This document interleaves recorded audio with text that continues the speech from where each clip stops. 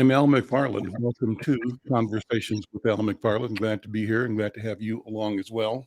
Here with my colleague and friend Yusuf Mjini. We'll be joined by others momentarily as well. Well, historic week going on here in Minnesota. I'm speaking particularly of the trial that's unfolding in Brooklyn Center. It's the trial of Kim Potter, a former Brooklyn Center police officer and a veteran police officer accused in the death, charged with second and first degree manslaughter in the death of Damon Wright. And we'll talk about that.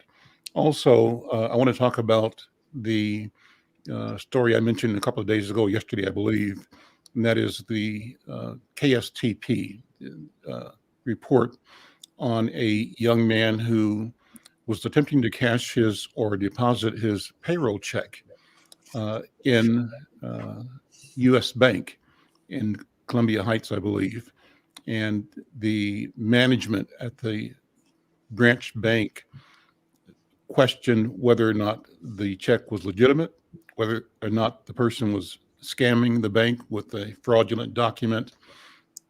The incident resulted in this young man, who actually had an account at the bank, being detained briefly by the Columbia Heights police, moved from one room in the bank to another, handcuffed, in his own words, humiliated, embarrassed, treated like a criminal, made to look like a criminal, and then finally to be told that, oh, he was correct, that the document was good, and but they didn't want to apologize. They started off, I think, talking about they were just, being what's the right word for it? Following policy, maybe, and trying to protect the bank from similar and previous frauds. Not this young man's problem. And what I said in a conversation with my colleague, our friend Tyrone Terrell yesterday, Tyrone Terrell, former state commissioner of human rights, former St. Paul City human rights commissioner, and former Minneapolis human rights department official, also presently the leader of the African American Leadership Council in St. Paul. I said, Tyrone, this reminds me that a year or so ago, another person presented a document. In that case, it was a $20 bill at a retail establishment in South Minneapolis. And that presentation led to the police being called as well. And we know the consequence of that. That was the murder, the execution of George Floyd. And the nation and the world witnessed the travesty, the inhumanity, the insidious viciousness which this man's life was lost. We still have to take and be accountable to that and for that, all of us, but particularly those that we've invested the power of protection, of public policy, of law enforcement. They have to be accountable.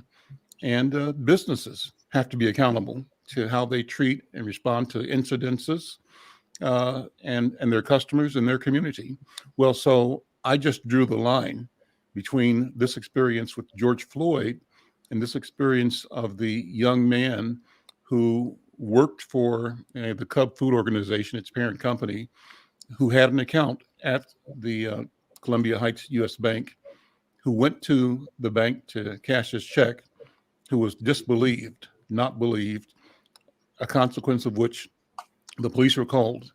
In this case, fortunately, it didn't escalate to a formal charging or arrest, and it resolved itself in the statement that the young man made that he was bona fide in bringing his check from his job to deposit in his account at the bank.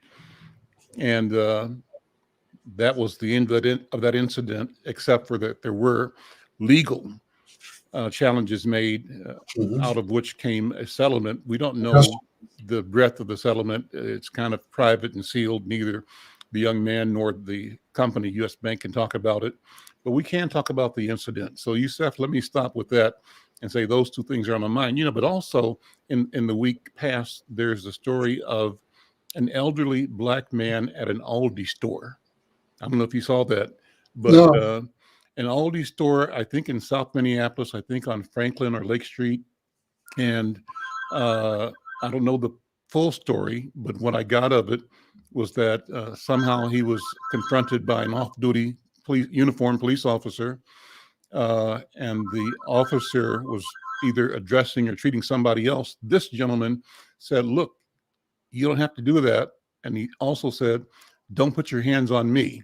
And after he told that to the officer grabbed him, pushed his head down to the counter and hauled him out and arrested him.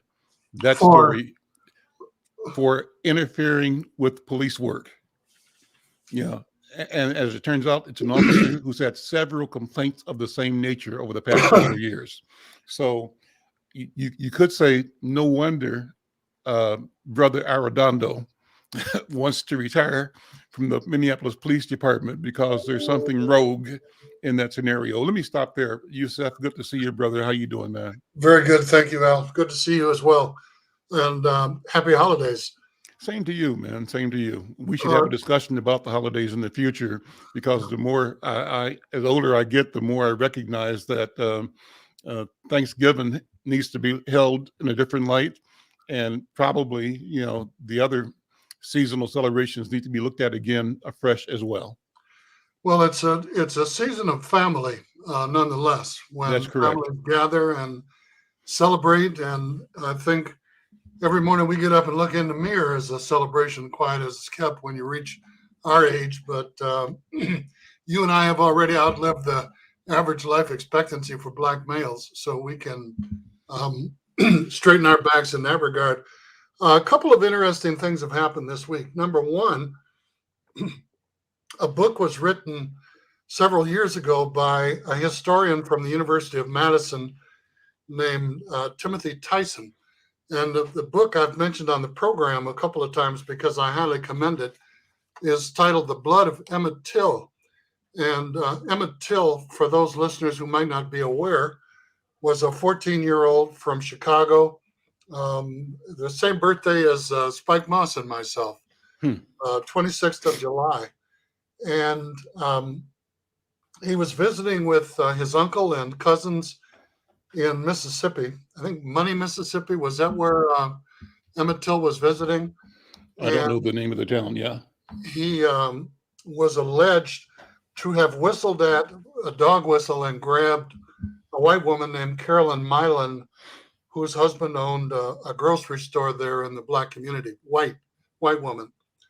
And in the first paragraph of Tyson's book, The Blood of Emmett Till, she confesses that, well, seeing as how everybody is dead, I guess I can tell the truth. That young man never did anything that he was accused of. And that's a direct quote from the first paragraph in the book. Because of her retraction of the original charge, for which Emmett Till was dragged out of his uncle and cousin's home at gunpoint in the middle of the night and had a 150-pound cotton gin, a fan, attached to his neck with barbed wire, was shot in the face, his eye was gouged out, and he was thrown into the Tallahatchie River, only to be discovered, obviously, deceased several days later and extremely bloated and disfigured. His mother had the body returned to Chicago, her home, by train, and an open casket was held in a large black church to which more than 100,000 people passed by. And this was on the heels of the 1954 Supreme Court decision. And a few months later, a young black seamstress was sitting on a bus in Montgomery, Alabama, thinking about the murder of Emmett Till, and his mother saying, "We have to make certain that my son didn't die for nothing." And she refused to give up her seat. I'm obviously talking about Rosa Parks, who went to jail, and it was the Brown versus Board of Education Supreme Court decision argued by the then notable lawyer and Howard Law School graduate, Thurgood Marshall, the the murder of Emmett Till and the Montgomery bus boycott, which was initiated by Rosa Parks, the third Black woman in Montgomery to be arrested for refusing to give up her seat on the bus, that served as the combined sparks that ignited the civil rights movement in this country. And because of this, Carolyn Milan's confession in the first paragraph of The Blood of Emmett Till by Timothy Tyson, the Justice Department reopened last year the investigation into the death of Emmett Till. And this week, the United States Department of Justice closed the investigation, the reinvestigation into the death of Emmett Till with no finding or charges or recommendations, which was very disappointing for the family. And I think the fact that in the book, Timothy Tyson says, we are all the children of Emmett Till, all Black men and women, is a significant statement because the outcry and the mobilizing and the organizing that occurred throughout this country was equal to that of the murder of George Floyd. And it's sad that some 67 years later, after the death of Emmett Till, that we're still facing public executions of Black men. And the list, and women, Breonna Taylor, the brother Brown, Michael Brown in Ferguson, the brother who was selling individual loose cigarettes in New York. I think his first name was Michael. There's so many, it's hard to keep track of them. The penalty for selling loose cigarettes in New York is a misdemeanor. It's a $25 fine. It doesn't require that 12 cops wrestle you to the ground and strangle and suffocate you. So, this reinvestigation of Emmett Till was an investigation that our work has not done, Al, and that we have considerable ways to go toward the liberation of Black minds and bodies. And I think the other significant thing that keeps raising its ugly head every 15 minutes is this notion of critical race theory. And all of the white suburban parents who are up in arms at school board meetings because beloved by Toni Morrison is in the high school library, and they're claiming that critical race theory is being taught in elementary schools, it's being taught in graduate schools and law schools. And most public school teachers couldn't define critical race theory if you asked them to, let alone be guilty of teaching it in elementary schools. But it's the latest doohickey of the conservative right to try and stir up this Trumpian fervor. And now the St. Paul Police Department and the St. Paul Fire Department are suing the city of St. Paul because there is a mask mandate for police officers and firemen. They have to show proof that they have been vaccinated against COVID-19 because they're interacting with the public on nearly a police on a daily basis, but firemen, anytime they go out on a call, and they're saying that it's a violation of their human rights and it's unconstitutional. And again, right-wing conservatives have latched onto this anti-vax movement, anti-vaccine, to try and win over. And all of the people who are opposed to getting a vaccination are not Republican or Trump supporters, but they're desperately trying to pull them into that column among the voting public.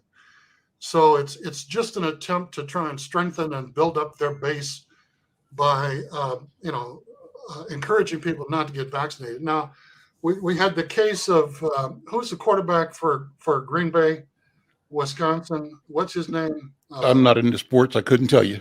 I'm sorry.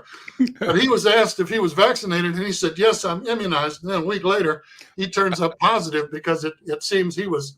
I heard the story. Yeah. Some kind of herbal treatment to ward off COVID-19, which is not a very good idea. Trump was telling people, inject bleach into your bodies and take a borax bath. And they've just got, the QAnon people have got some deadly suggestions for how to ward off COVID-19, which is going to greatly reduce their ranks if their members follow it. I mean, the stuff is absolutely deadly and bizarre, Al. They're telling people to gargle with hydrogen peroxide, and they're telling them to inject, these bleach substances into their veins, and it's absolutely nuts. However, the football players, the police, the firemen, I don't care who they are, they have every right not to take the shot if that is their personal choice. But they need to go home, athletes, basketball, NBA, football, whoever, and not get paid for their beliefs. That's and right. not expose you and I That's to right. COVID-19 because they refuse to get the vaccine. Stay home, go into poverty, do whatever Change you need jobs, to do, but work somewhere else. Yeah. don't give it to the rest of us who Mhm. are concerned about not going down for the dirt now. Mm-hmm. So you've got these forces, and here's the bizarre part. In Iowa, in Tennessee, in Florida, and in Kansas, the governor and the legislatures have voted recently to pay unemployment benefits to people who are fired because they have refused to get COVID-19 vaccinations. Now, can you think of anything more bizarre than rewarding Well, people? they're equating that with the government's incentives, cash incentives to people for getting the vaccine. So now they're saying, since you're giving them that, we're going to give them money if they don't, which is absolutely crazy. Yeah, but you can collect that money for 2 years. And Yeah, the incentives, the $50 voucher or Visa card or whatever people were giving out was One time, probably yeah. gone before sundown. You put gas in your car and buy a 6-pack of diet soda, and it's all over. But they're Iowa, Tennessee, Kansas, and Florida are now rewarding people with unemployment who get fired because they refuse to get the COVID vaccine. And like I said, don't get it if you choose, but please, that does not give you the right to become a super spreader, Right. and to give it to other innocent children, men and women, and elderly and very vulnerable people with compromised immune systems who have elected to, put their trust in the science, because when you look at who the people are, there are 4 beds available in the metro area for people who need to go into intensive care because of COVID-19 infections. 4 beds, Al. Okay. And if you have a heart attack or in a critical accident or fall off the roof of your building or have a heart attack, a stroke, or some serious medical illness, you're going to have to go to the dog pound and see if the veterinary can treat you. Okay. Because there will be no space available in the hospitals. And Minnesota, for 7 days in a row at the end of last month around Thanksgiving, was leading the country with 3 times the national average of infections. Okay, and then we were surpassed by Michigan. Michigan became number 1, and we became number 2. Now Michigan has been surpassed by Maine. Okay, so here we are leading the country 3 times the national average, and you got people, fire department and police unions, suing because they don't want to get protected from the COVID-19 virus. Go home. Okay, that's all I can say. Go home. Well, I'm in total agreement with you, Yusuf. Let me react to a couple of things you said as you were describing the Emmett Till story and the status, the ending of the effort to further the investigation. I just remember, and you make the equation or the link between George Floyd and Emmett Till. And I remember being in Kansas City at my parents' grocery store in 1954, 55. And we were about 8 years old, weren't we? What year was the death? Was it 54 or 55? I'm pretty sure it was a year after the Supreme Court decision. So 55 or 56, 55 maybe. 56, yeah. So I just remember we used to get Jet magazine. Oh, and the image of that week's Jet magazine with right on the the cover. face of Emmett Till, In the dead, cover. swollen, disfigured, Disfigured. Yeah. was Monster. something that is etched Monster. in my mind and in my soul. Yeah. And as you were speaking, Yusuf, it reminded me that Jet magazine was the social media of that day. And so the black press, Ebony was the social, And I think Jet was the news magazine. There we go. There we go. But we've had this obligation in history of our people pleading our own cause and telling our own story and advancing the truth as we see it, as we experience it. Which, if you don't mind me saying, Go Al, ahead. you do with excellence, partner. Well, And thank you. we certainly do appreciate it and don't acknowledge that often enough, because you've been publishing Insight for 30 years now. Maybe a little longer, since 674. I'm not sure how many years it is. 74. That's 47 years. There we go. Wow. It's been 47 years. It's been a minute. Hey, that's almost as long as I've been married. 52 years. Yeah. And you too, right? Yep, exactly. How many? Married in 73, March 73. So 48. There we go. Look out. Yeah. We are clearly OGs, which my VOGs, my granddaughter tells me, means very old guys. It doesn't mean very original gangsters. It means very old guys. Well, I like it, and I'm proud to be one and glad to be here. As you said at the beginning, any day you get up, it's a blessing. It's a day to be thankful, and to give blessings. I wake up, Yusef, and I say, eyes open. I say, here we go. There we go. Every day. So that's a good thing.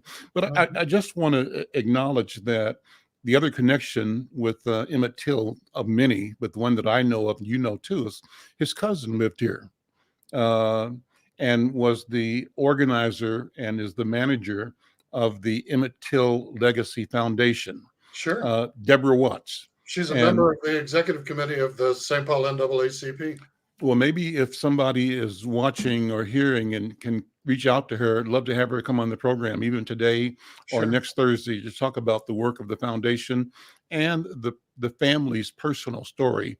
And I simply want to applaud her for her tenacity in keeping this story alive and keeping it before the public, because it's easy for us to be encouraged to be dismissive and to be forgetful. It's less painful to remember and less painful to have to carry forward in everyday interactions the reality and truth of that experience. We want to act like, and we are encouraged to believe that things like what happened to Emmett Till were one of events. They were the exception rather than the rule. Did you know that Roy Wilkins and Thurgood Marshall held a rally in Minneapolis following the murder of Emmett Till? I did not know that. I did not. And raised funds for anti-lynching. And also, that was how the NAACP rose to the stature of having 2,400 chapters throughout the United States, because of the organizing that the NAACP and the Thurgood Marshall and others did following the murder of Emmett Till. Yeah. Well, if anybody's connecting with us on Facebook Live or on YouTube, we invite you to jump in the conversation, be part of this. We do this every Thursday. In fact, we do it every day, but our Thursday session involves me and Yusef and a couple other people that enjoy each other's company and enjoy having what I call both robust and principled conversations. Yusef, I think it's important that we practice and demonstrate this idea of having meaningful, serious, weighty, and I believe consequential conversations, because that's who we are and that's what we do. It's what we must do. And I think we have to have this nature of discourse, of civil discourse between the two of us and our group be perceived as and presented as the standard. This is not extraordinary. It's ordinary that we all are engaged in understanding, discussing, describing, debating, arguing what the world is, how it works, and how we contribute and bring our best selves to it. So I'm so glad that we're doing this. And we can disagree agreeably too. It doesn't mean that we have to, choose sides in all respects. And in some we clearly do. But one of the things that you personify that I so admire is the only things we keep are the things we share, Al. Yeah. And if you tell the truth, you don't have to remember what you said. You just have to repeat it. That's right. So it's not about trying to convince people or trying to persuade people or even trying to cajole people. A constructive criticism has three parts. The first part is, here is specifically what we don't have problems. We have challenges and opportunities. So if you raise a constructive criticism, especially, and I think we have a duty and an obligation to provide constructive criticisms to self and kind. And if you can't self-criticize, Karinga says you can't self-correct. So first, you got to point out exactly what the challenge or the opportunity is. Second, you have to suggest some options and alternatives to the current behavior or social practice or whatever the challenge and opportunity is. Here are some options and alternatives that you should consider. The third part is the most expensive, and that's where you say, here's what I'm prepared to do to help. You can't just wave your finger and blame somebody and call them names and then turn around and walk away. A constructive criticism, construction means to build up something. You got to say, here's what I'm willing to do to help. Here's how much money I can contribute toward the solution.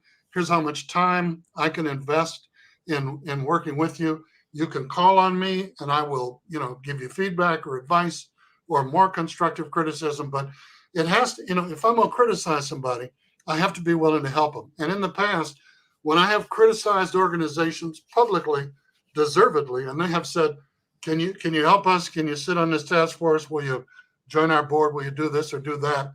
I've served on more than 100 nonprofit boards in our community, Al. Mm-hmm. And I've learned an awful lot about what not to do. So one of the things that I bring to the table is constructive criticism, because the boards that I serve on, the nonprofit boards, all have directors and officers liability insurance, because we can look at KMOJ, we can look at the African American Culture Center, we can look at Inner City Youth League, we can look at dozens of organizations in our community who have gone out of existence because something happened with the money, with the taxes, with the unemployment, with the pensions, with Social Security. And if you join the board of directors of a nonprofit organization, you are legally and financially liable for the actions of that organization. And if they mismanage the funds, look at what happened to the Minneapolis Community Action Agency. Gone. Okay.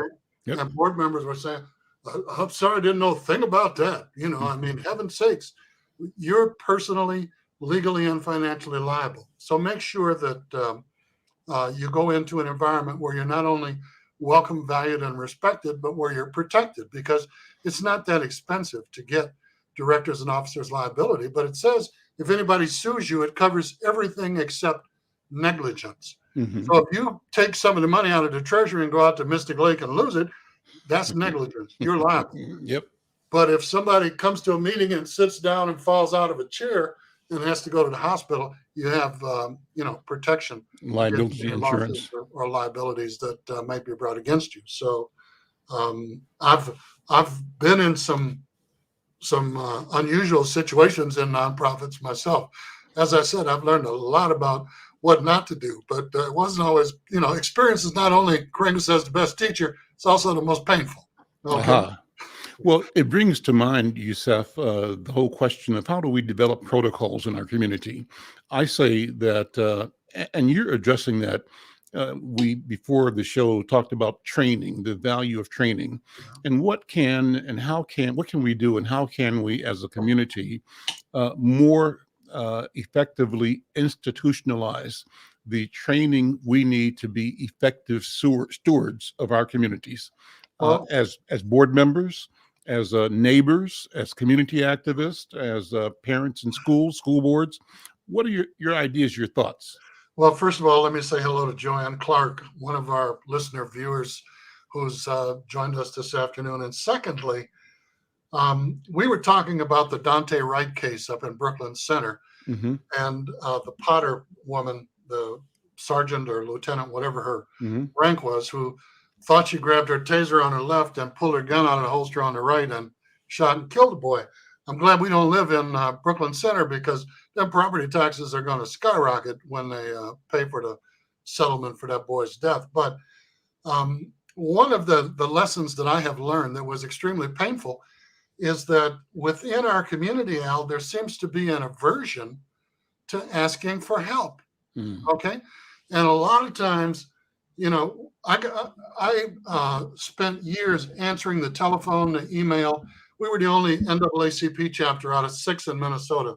St. Paul, Minneapolis, Duluth, St. Cloud, Rochester, and Mankato, and then the state chapter. So people would say NAACP Minnesota on Google, and the St. Paul NAACP would come up, and people would call and say, "Oh, my son pled guilty and he was convicted 6 months ago. You've got to get lawyers and get him out of prison and get him back home, back to Nutbush." And I'd say, "I wish you'd have called us, when they arrested the boy. We could have tried to find a referral service or a pro bono attorney who could have advised him. But we wait until people are going down the aisle toward the electric chair to reach out and ask for help at the 11th hour, rather than asking people who may be in a position to advise us when there's still room. And like I said, we don't have problems, we have challenges and opportunities. But once that opportunity has bypassed you, it's a little late to be reaching out for help. We have to have enough self-confidence and humility to be willing to approach people that we think know better than us, and ask for help. And I think if you genuinely and sincerely, you don't have to get on your knees and beg somebody, but say, hey, our organization, our church, our fraternity or sorority or social club or business is having some challenges.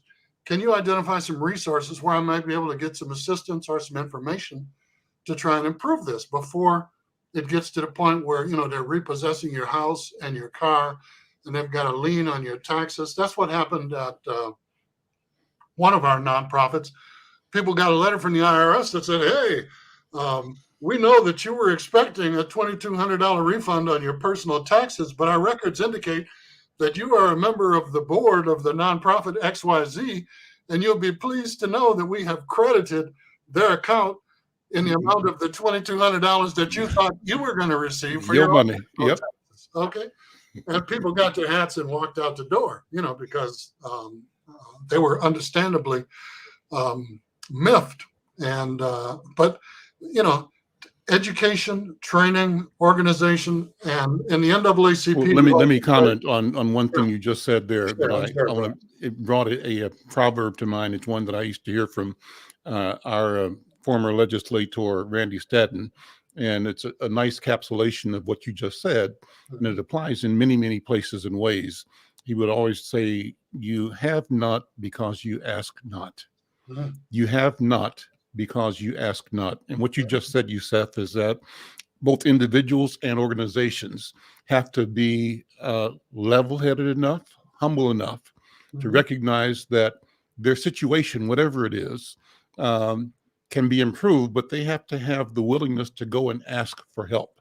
You have not because you ask not. Yeah. And an invitation, you have to invite people to assist you. An invitation can be respectfully accepted or respectfully declined. The worst people can tell you is, "No, I'm sorry, I can't help you." Can't do it. Yeah. Or I don't have any idea what you're talking about, or it's not my lane. Nothing I can do to help you. And you got to accept that and say, "Well, can you give me some suggestions of others who I may be able to approach who could offer some assistance?" One of the asking for help means asking for any help at all. It doesn't mean I need $10,000 and you got to write a check. It means, what can you do to assist me? And the NAACP says we educate, we agitate, we legislate. Okay. And, that's what's happening. Okay. You got to educate people. You've got to agitate on behalf of people. You've got to advocate on behalf of people. And if necessary, you got to legislate. You got to go to the city council, to the county board, to the legislature. Peter talks about it all the time. All the money that comes out of these elected and government officials that just leaps right over the communities that have the greatest need. And, there's 19 cities in Ramsey County. And, people tell us, well, St. Paul is only one of them. Well, it's the largest one. It's the oldest one. It's the one that has, the greatest percentage of low-income residents and poverty, the highest crime, blah, blah, blah. And we're looking for equitable support, not equal support to Arden Hills or White Bear Lake or what somebody else gets. You need to be able to do that in some kind of proportional manner, not just say, "Well, here's a nickel for you," and then 18 other nickels go somewhere else. And I'm not asking for something to our benefit at somebody else's expense, because when you aid those in your community who have the least, you raise the quality of life for everybody in the community. And we talk about crime, and we talk about carjacking, and we talk about all this other shootings and crazy stuff that's going on. Why is it happening? Because these young people don't feel that they have anything to lose, Al. Where are you going? Nowhere. What do you got to look forward to? Nothing more. What are you up to? Not a darn thing. Okay. And if they get a living wage job, if they get an education that helps them become self-sufficient and assets in our community instead of liabilities, instead of training them how to make ashtrays and shoe shine kits, because they're going to go to prison and that's all they deserve to be able to do is shine shoes and smoke and get cancer and die, keep the health plans afloat, then it's a self-fulfilling prophecy. Anytime a community sends more of its young black men and women into prisons, jails, probation, parole, and the correction system than it sends to technical and trade schools, to junior and community colleges, to four-year institutions or graduate schools, that is an indictment against the future of that community. And we're talking about our community, Al. Okay. And it's unacceptable. And each of us has to carry a little more than our share of the load to compensate for those who are unable or unwilling to do so. And it's not an easy task. It's not something that we ask people lightly or just sort of, fluff off and expect people to run with. But hey, we have, there are enough challenges in our community for every organization that we have: United Way, church, fraternity, Divine Nine, Block Club, to get a 747 and fill it up full of people who are deserving and need help. Okay, it's not about competing with one another to see who can serve the most. It's doing the best we can for those who we can reach, whose lives we can make a difference in. And that includes what you do through Insight Communications, McFarlane Media, in terms of informing and educating people about what's really happening in our world. Well, where I was going, and I kind of interrupted you, but wanted you to go ahead back to the other principles you were talking about. But all of them, from my point of view, my question had to deal with what protocols exist, what protocols can we create, what catechisms can we create. I think you're a Catholic, I believe, yourself, aren't you? I think you I are. was brought up in the Catholic Church, yes, sir. And born, raised, and miseducated right here at the taxpayer's expense. Well, my familiarity with the word catechism comes from my Catholic friends who, as I understand it, and I could have been wrong, grew up hearing sayings that they called catechisms, but these were shortcuts to principles and ideas and ways to guide yourself to right to and through right and wrong on the path of right. And so the question is, what catechisms, what protocols can we create? And it's important to me because, Yusef, I was in Ghana on several occasions, first at the direction and with the support of, or at the invitation of our friend Alfred Babington Johnson and the Stair Step organization that in the 90s organized several and a number of trips, sent a lot of people from the Twin Cities over mentoring missions where they'd send adults, elders, grown-ups with a group of kids. Some groups were men and boys, and some were women and girls. But they spent a week or two in Ghana, touring the country, going through the slave castles, meeting with people. And then later on, I kept going back to Africa, to Ghana, to work with and support the Panifest movement and help promote that in this country. But one of the things that I observed that I love so much in the meetings I had with people who were in various sectors was that there was a standard protocol for how people interact when they go into a meeting. And so it might be a boardroom, 12 people, 13 people, somebody's the chair who called the meeting, whatever the agenda is, but they open the meeting with a reference to the ancestors and a statement affirming their intent is to speak a truth that is verified and that is guided by the truth of the ancestors, right? And they also acknowledge each other. Who you are, I see you. Here's how I see you, and how I respect the you that I see. And here's what I have to say. And so I love that. And I say, it would be awesome if we can develop a similar protocol. Maybe we have one, I don't know, but develop and popularize a protocol for how we engage. And I lead from there to this other idea that I've talked about. I think that part of the challenge is we have to be encouraged to see the best in each other, not the worst. All of us are human. All of us are capable of being despicable. All of us probably have been despicable at one level or another, at one time or another. But all of us have the potential to be decent, loving, productive, human beings that are a benefit to humanity, to community, to family, and to the times that we are in. How do we cultivate in us the ability to see what I call the gift in each other, to speak to the gift and to call forth the gift? So I'm not engaging you on your failures. No. I'm engaging you on your strengths, Sure. on your successes, on your vision. And we Capacity. operate in that plane of possibility. What do you think about that? Capacity rather than deficits. Yep. Absolutely. And the term or the catchphrase that I like is category of possibilities, because all of us have those categories of possibility.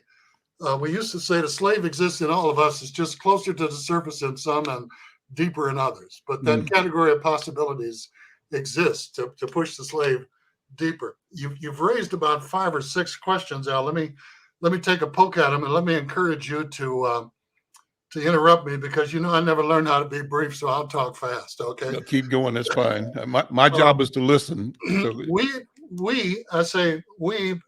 Mahmoud, Vusi, myself, a number of us adopted African names in the 60s and 70s. And because you and I were in communications, I not only wanted to project positive images of Black people, I wanted to be one. I was offered the opportunity to become the weekend anchor at a network station here in the Twin Cities. But they told me, they put me through all these tests and sent the tapes off to the consultant. And they said, just a couple of things. One, we want you to shave off all your hair and your beard and mustache, because you remember I had that big fro. Yeah, man. Yeah. And we want to change your name on the air to something that won't offend white people in the suburbs, like George Washington, And I could just see my son and daughter watching me on the news say, that's my daddy. And they say, oh, no, that's not your daddy. That's George Washington. And they asked me if I wanted to sleep on it. And I told them, no, thank you. I'm not interested in any more nightmares.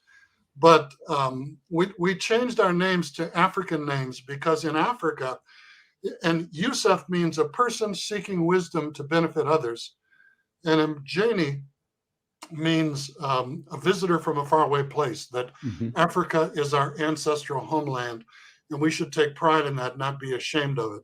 And in Yoruba, Swahili, and several other languages, it has other meanings. But I had a very dear friend from Kenya who gave me my name and the translation, and I went to court and had it changed legally. Okay, so in Africa, if you don't live up to what your name means, they strip you of your name, and people have to refer to you like an object, like a stick or a rock, and you have to earn the right to be recognized by your name from the village or the broader community. That's one of the standards, okay? In this country, because we were prohibited from reading, from getting an education, we had to survive on what the old folks used to call mother wit and folk wisdom, okay? And like people talk about critical race theory because it makes small white children cry. I can't remember a day, Al, that you or I weren't instructed or informed by our parents how to survive and navigate, in a racist society, either through experience or through what they taught us. Now, boy, if the police pull you over, pay close attention, okay? 1, 2, 3, 4, 5, And when we went down the street, if we were throwing rocks at pop bottles on somebody's fence, somebody's grandma would stick her head out the window and say, boy, if you don't cut that out, I'm coming out there, whoop your butt. And I'm going to call your grandmother, and you're going to get another whooping when you get home. And we would say, oh, please, the devil made me do it. Please don't call my grandmother. It'll never happen again. And then we would book on down the street, okay, because today when black elders are walking down the street and they see young people, they cross the street so they don't Yeah. have to meet on the same sidewalk. And that's unacceptable. You know, that lack of respect or fear among the elders in our community toward young people. Okay. So I also want to say that I grew up in a African-American Catholic church. Okay. Mhm. I went to a school where we had black nuns from Georgia, Louisiana, Mississippi, Central, South, and Latin America. And if one person in the class didn't do their homework, they beat everybody in the class. I mean, we got a world-class education before the term was ever invented. You got whippings. We had Black history, we had Latin, we had algebra, we had it all. And when somebody got sick, they would take a whole class over to that person's house, and the boys would cut the hedges and the grass and take out the trash, and the girls would do the laundry and cook food. And when they came home from the hospital, there was a week of food in the refrigerator so they could rest and get well. You know, we shoveled snow and did all that kind of stuff. But I want to take a lesson from our friends in the Jewish community, because if you ask a Jewish person, who's the leader in your community? And you ask a black person, who's the leader in your community? We tend to put all the leadership in one basket. Oh, it was Dr. King. Then it was Jesse Jackson. Now it's Al Sharpton. Now it's, it was Johnny Cochran. Now it's, it's a basketball player or a football player or somebody, When you ask a person in the Jewish community, who's the leader in your community? You know what? They'll ask you a question and they'll say, in which area? Because we have Jewish leaders in science, in education, in public policy, in architecture, in graduate schools, in this and that. They've got about 40 different categories of leaders, and we expect that we can find one Negro, pardon the inflection, who is all-knowing and all-seeing, who knows everything. Well, you see what's wrong with you, get some pig urine and some cow dung and rub it into your arm, and it'll get better in a week. We need to develop that same sense of leadership as the responsible handling of power in specific disciplines. So when you say, who's the black leader in medicine, you can say Dr. Johnson, it's Dr. Crutchfield in OBGYN, it's somebody else, it's the Dr. Crutchfield in dermatology, it's this person over here and this and that and the other. This one in psychiatry, this one in, sure. And we need to have people in leadership positions who have other elders or experts in that area who they consult with, so that they're not going in the closet and coming out saying, here's the position for the entire black community. Okay. We've met, we've talked, because that's what happens in the Jewish community. I pulled together the Council of Elders, and here's our position for people of the Jewish faith. Okay. Because Judaism is not a race, it's a religion. But we don't do that in the black community. Well, you see, the problem is, and here's what, I'm Dr. Lester B. Reasonable, and come on now, let's be reasonable.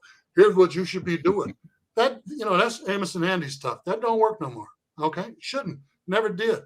And we need to be willing to accept advice and suggestions and recommendations and direction. And the people who have that expertise need to be willing to share it with our community. I mean, when I was going to college, okay, I was shooting pool to raise tuition. And there were black women who were prostitutes. There were black men who were mailmen. There were other people in the black community who would go up to somebody's house and they would say, I just wanted to shake hands and congratulate because your son is going to college to get an education. And they would have a $10 or a $20 bill in their hand out. And when they shook hands, they would pass it to the person that they were shaking with to help pay for that child's tuition. And when they saw you, they said, look, when you get that education, I want you to bring it back to the black community, and blessed by the use you put it to. All right. And I had people do that with me. When I went to the University of Minnesota in the College of Liberal Arts, there were 4 or 5 black students in the entire College of Liberal Arts. And 2 of them were Negroes, 2 of them were colored, and I think the other one was a Baptist. I don't know what was going on. Okay.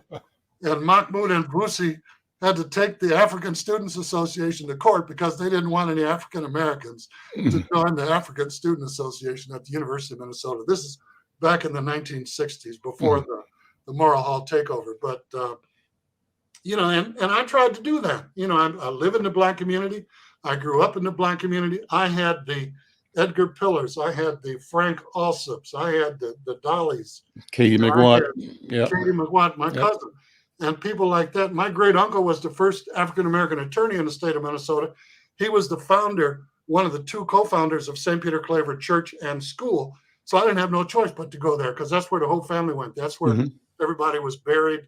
And that was a Black Catholic school that was about 80% Baptist, okay? Because it was the best school in the Black community in St. Paul. And the tuition was $15 a year. And if you couldn't afford it, you could volunteer in the lunchroom as a monitor, okay? And that would, wipe out the need to pay, because $15 was hard to come by for some families. But, open to anybody, never refused anybody. And when I look back, Al, at least 90 to 95% of the kids that I graduated with went on to college, okay? That's the kind of educational foundation that we got. So your question about standards comes from education, it comes from training, it comes from commitment, it comes from sharing, and it comes from unity, because standards are shared among a given group of people. It's like culture. Culture is anything shared among a given group of people that's passed from generation to generation. Now, one of our greatest challenges is that from every generation to the next, there is some leakage of the culture that doesn't transmit. And we're seeing 50 years of leakage where only 10 years in age difference occurs, okay? Because these young kids coming up in our community have no understanding of who they are, where they came from, or how they got to where they're at, let alone where we need to go and what we need to be and do. They're lost. They're confused, and they have so much potential. I mean, I've seen them, on a telephone, type 500 words a minute, texting or TikToking or without looking. They can be talking to you and texting at the same time and accurately. Multitasking, and the girls can multitask 5 times as much as the boys. Yep. Okay. And we still have this this gender bias that really believes that girls ought to be in the kitchen and should not occupy leadership positions in our community. And we have to dispel that, because Muhammad Ali would never tie one of his hands behind his back and go into a world championship fight. And we can't expect our women to do that either. They have to be by our side.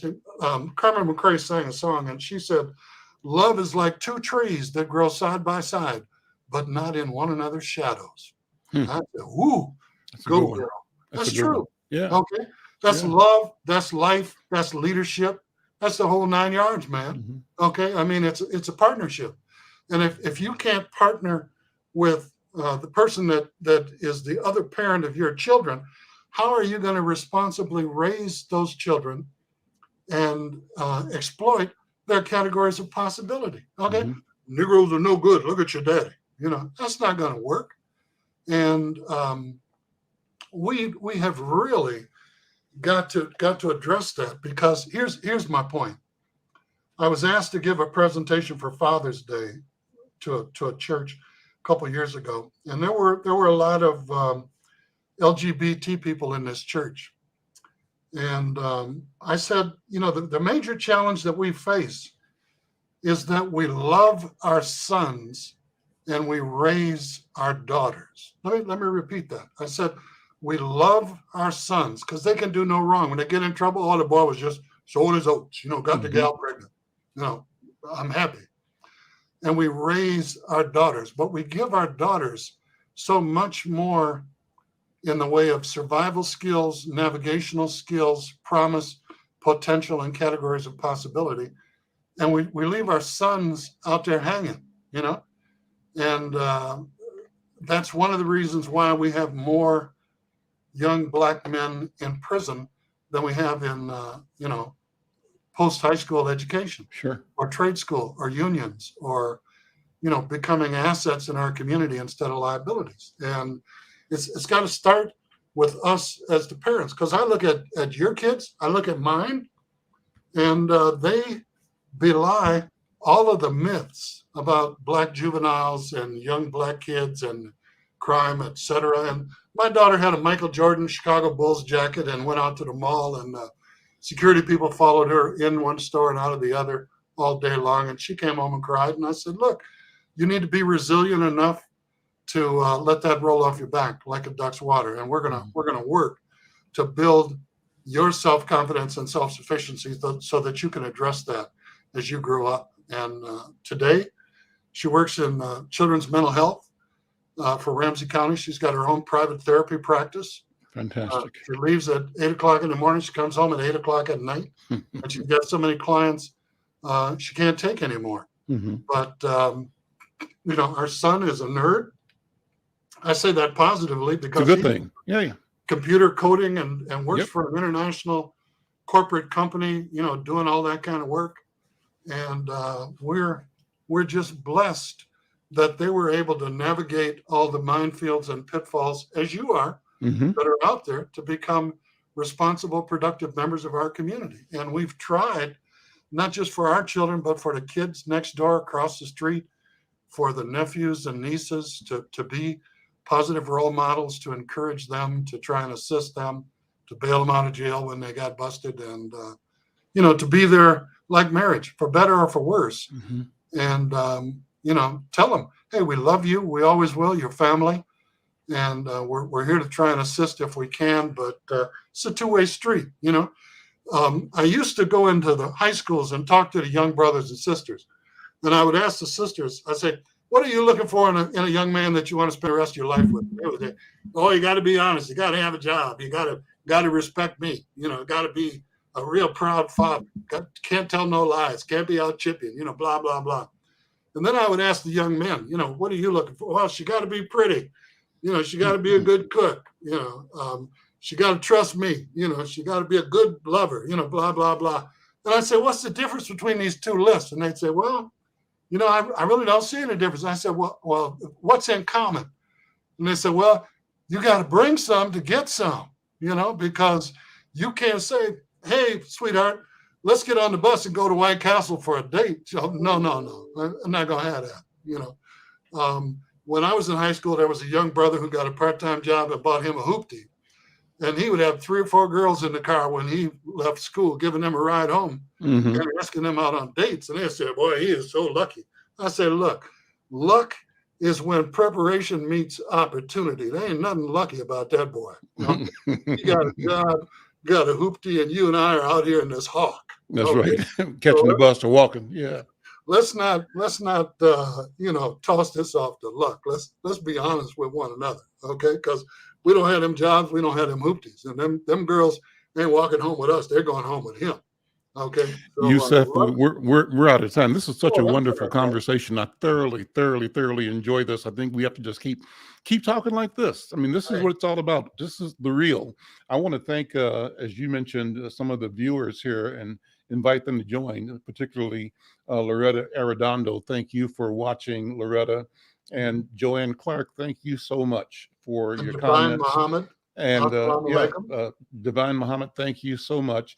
I want you to invite, come back, like the program, share it, but invite everybody you know. We want to grow this, and we think this is an important platform. And we simply want to demonstrate that both it's desirable, fun, important, and necessary that we talk to each other. We're talking to you, we're talking to each other, we're talking to the people, and we're sharing our view, our vision, our expectation. That's a topic I want to talk about in the future, Yusef, about the idea of creating expectations for each other and then tying that to accountability. But I think that's it for today, man. Any final thoughts, Brother Yusef? No, just keep on keeping on, Al. Keep your back straight and keep doing what you're doing. And thank you so much for the invitation to participate. I always welcome it. Thank you. Thank you as well. I'm Al McFarlane. We'll see you next